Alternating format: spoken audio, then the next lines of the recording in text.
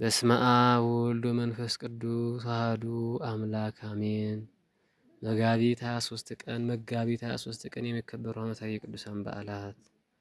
ቅዱስ ቆዝሞስ ሊቀ ጳጳሳት። ጳጳስ ማለት አባት፣ መሪ፣ እረኛ ማለት ነው። በቅድስት ቤተክርስቲያን አስተምሮ በሐዲስ ኪዳን የመንፈሳዊ ስልጣን ደረጃዎች በጥቅሉ 3 ናቸው። እነርሱም ዲቁና፣ ቅስናና ጵጵስና ሲሆኑ በስራቸው ወደ 9 ያክል ክፍሎች አሏቸው። ከነዚህም ከፍተኛው ስልጣን ጵጵስና ነው።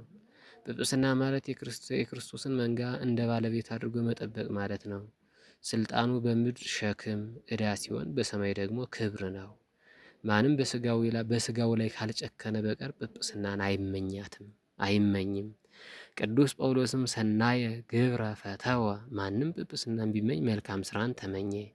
ወደ ቅዱስ ጢሞቴዎስ ከምዕራፍ 3 ከቁጥር 1 ላይ ማለቱን ይዞ ሹሙኝ ማለት ወደማይጠፋ እሳት የሚያስጥል ከባድ ውሳኔ ነው። ምክንያቱም አንድ ክርስቲያን የሚጠየቅ በራሱ ኃጢአት ሲሆን፣ አንድ ካህን ደግሞ ስለ ንስሐ ልጆቹ ይጠየቃል።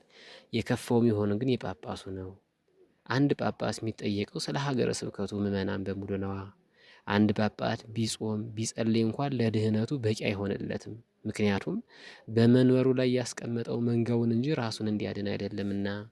ጌታ እንዳለ መልካም እረኛ ይሜጡ ነፍሶ ቤዛ አባጊሁ፣ መልካም እረኛ ስለ በጎቹ ቤዛ ራሱን አሳልፎ የሚሰጥ ነው። የቅዱስ ዮሐንስ ወንጌል ምዕራፍ 10 ላይ።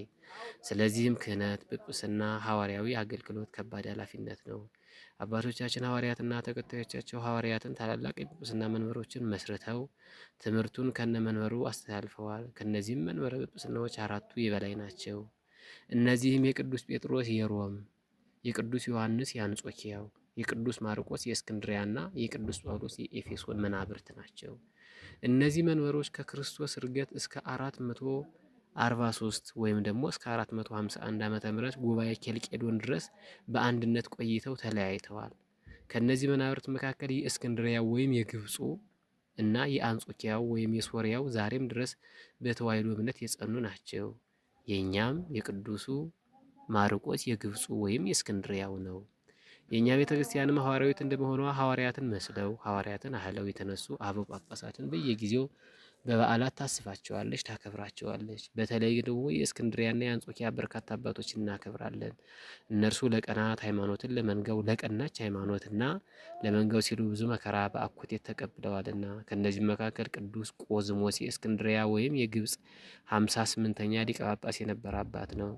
ዘመኑ እስልምና የሰለጠነበት ነበርና በዚያ ጊዜ እረኝነት፣ ጵጵስና መመረጥ እንደ ዛሬው ሰርግና ምላሽ አልነበረም። በካህዲዎች እሳትና ሰንሰለት መከራን ለመቀበል መዘጋጀት እንጂ። በ6ኛው መቶ ክፍለ ዘመን በኋላ በዓለማችን ከተነሱ ሊቃነ ጳጳሳት ለግብፃውያን ቤተ ክርስቲያን ልዩ ቦታ አላት። ምክንያቱም በወቅቱ በጎቻቸው ምዕመናን ለመጠበቅ ከግብፅ ከሊፋዎች የግፍ ጽዋን ጠጥተዋልና። ከነዚህም አንዱ የእመቤታችን ፍቅር የበዛለት በዚህ ቀን ያረፈው ቅዱስ ቆዝሞስ ነው። አምላክ ቅዱሳን ሊቃውንት በጸሎታቸው እኛንም ቤተክርስቲያንን ከክፉ ጠላት ይጠብቅልን።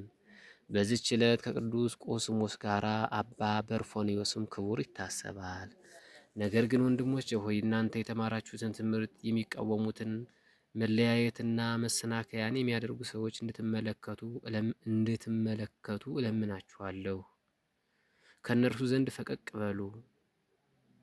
እንዲህ ያሉትን ለገዛ ሆዳቸው እንጂ ለጌታችን ለኢየሱስ ክርስቶስ አይገዙምና። በመልካምና በሚያቆላምጥ ንግግርም ተንኮል የሌለባቸው ሰዎች ልብ ያታልላሉ።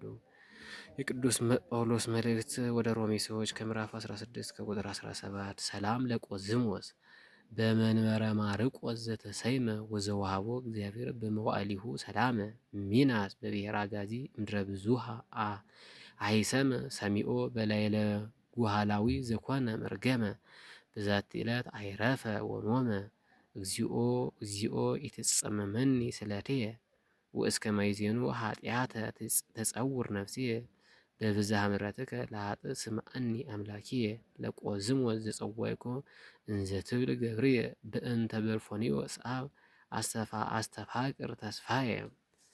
በዕለቱ ከተነሱት ቅዱሳን ረድኤት በረከት ይክፈለን።